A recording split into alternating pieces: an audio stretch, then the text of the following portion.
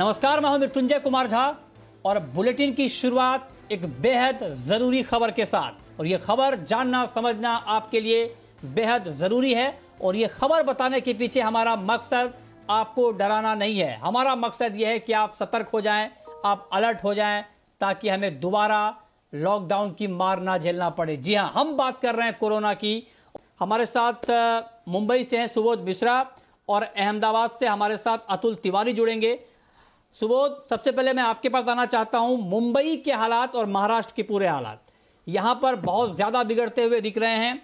2300 के आसपास के मामले मुंबई 23 के इनफैक्ट 2400 के आसपास के मामले मुंबई में आ गए हैं और महाराष्ट्र में तो नंबर लगातार बढ़ ही रहे हैं।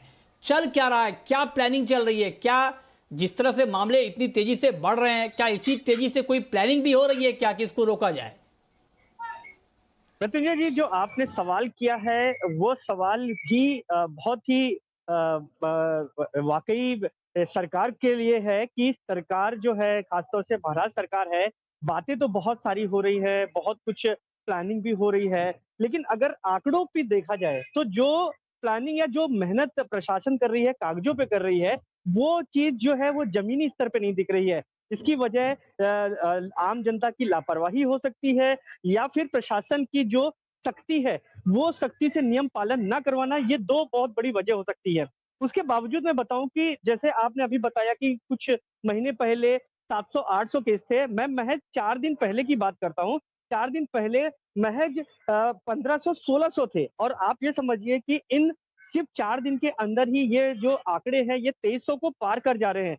इस साल का सबसे बड़ा आंकड़ा है ये और ये और डराने वाला है क्योंकि आज भी इंतजार किया जा रहा है जो पिछले 24 घंटे में बीते हैं आंकड़े, वो आंकड़े क्या होंगे? वो ज़रूरी है कि वो अगर वाक़ई रिपीट होते हैं, तो निश्चित तौर पे ये एक बहुत बड़ा संकेत है, हम लोगों के लिए एक चेतावनी है इस बीमारी की कि हम जिस तरह से लॉकडाउन की तरफ जाने की जो हमारी जो ज़रूरत है कि हमें लॉकडाउन शायद झेलना पड़े। वहीं एक चीज़ और मैं बताना चाहूँगा मृत्युंजय जी कि जिस तरह से ये बढ़ा हुआ है, वहीं रात में कल बीएमसी ने एक बड़ी कार्रवाई की थी एक पब के ऊपर। आप ये समझ सकते हैं पब में करीब 245 लोग बिना मास्क के पाए गए।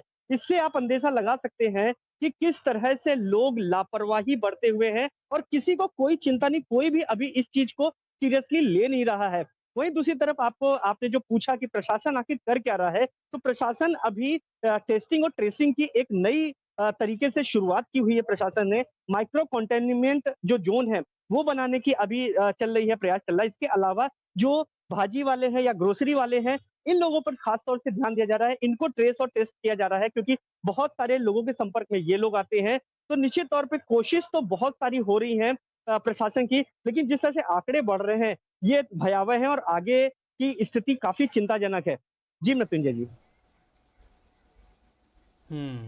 ठीक है, तो आंकड़े बढ़ रहे हैं और बहुत तेजी से बढ़ रहे हैं। सिर्फ बढ़ना काफी नहीं है, जिस तेजी से आंकड़े बढ़ रहे हैं इसको लेकर के चिंताएं काफी बढ़ रही हैं। अब हम आपको ले चलते हैं अहमदाबाद और वहां से हमारे संवाददाता अतुल तिवारी इस वक्त हमारे साथ मौजूद हैं। अतुल, अहमदाबाद के ताजा हालात क्या है? नाइट कर्फ्यू तो लगा दिया गया है, जिम स्पोर्ट्स क्लब बंद कर दिए गए हैं, लेकिन ग्राउंड सिचुएशन है क्या? इसके अलावा क्या तैयारी चल रही है और आंकड़े वहां पर किस तरह से बढ़ रहे हैं? देखिए, अगर गुजरात और खास करके अहमदाबाद की बात की जाए तो कुछ ही दिन पहले म्यूनिसिपल कॉरपोरेशन के चुनाव अहमदाबाद में हुए थे और अहमदाबाद के बाहर की तरफ की बात की जाए तो नगर पालिका और पंचायत हैं उनके चुनाव हुए थे। ये चुनाव के बाद से लगातार केसेस जो हैं वो बढ़ते चले जा रहे हैं। कल की अगर बात की जाए तो गुजरात के 33 जिलों के अंदर जो केस हैं वो दर्ज हुए थे। अगर आज से 15 दिन पीछे चले जाते हैं अगर हम, तो जो केसेस थे वो 500 के आसपास गुजरात के अंदर दर्ज होते थे, जो कल 1150 के आसपास पहुंच चुके हैं।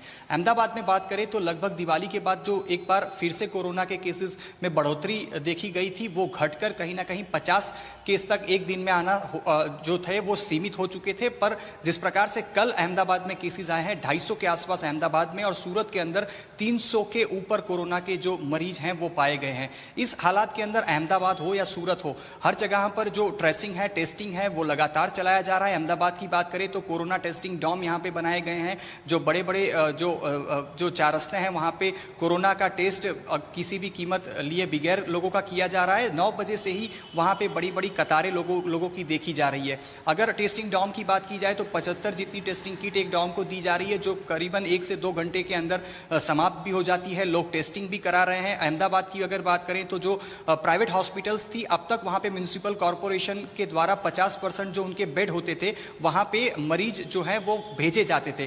पर आज से नया नियम लागू किया गया है। अगर अब कोई भी प्राइवेट हॉस्पिटल में अगर अपना इलाज कराने जाता है कोरोना का, तो उसको पूरा इलाज का जो भी चार्जेस होंगे वो देना होगा। अब तक 50% बेड के अंदर जो चार्जेस थे वो नहीं देने होते थे। म्युनिसिपल कॉरपोरेशन ये चार्जेस जो है वो हॉस्पिटल को खुद देती थी, पर आज से ये सुविधा बंद कर दी गई है। अहमदाबाद की सिविल हॉस्पिटल जहां पे 1200 बेड कोविड दर्दियों के लिए रखे गए थे, दिवाली के बाद जब केसेस बढ़े और उसके बाद जब एक बार घटना शुरू हुए तो वहां पे कुछ वार्ड जो थे वो बंद कर दिए गए थे, क्योंकि केसेस आना कम हो गए थे। एसवीपी हॉस्पिटल में भी यही हालत थी, केसेस आना कम हुए तो कुछ वार्ड बंद कर दिए गए। पर पिछले 15 दिन से फिर से जब केसेस धीरे धीरे शुरू होने की शुरुआत हो चुकी है, तब जो सिविल हॉस्पिटल है और एसवीपी हॉस्पिटल है जहां पे जो वार्ड बंद किए गए थे उनको भी खोलने की फिर से जरूरत आन पड़ी है। अगर अहमदाबाद में और गुजरात की अगर बात करें तो जो ऑफलाइन एजुकेशन है वो भी शुरू कर दिया गया था। स्टैंडर्ड 6 से लेकर 8 तक के बच्चों की स्कूल के अंदर अभी ऑफलाइन एग्जाम जो है वो चल रही है। कल से 9 से 12 के जो भी स्टूडेंट्स हैं उनकी भी स्कूल के अंदर एग्जाम शुरू होने वाली थी। पर अभी कुछ देर पहले जो शिक्षा विभाग है उसकी एक बैठक मिली है और उसके मुताबिक 10 अप्रैल तक ऑफलाइन एजुकेशन भी बंद करने की जो खबर है वो सामने आ रही है। जी,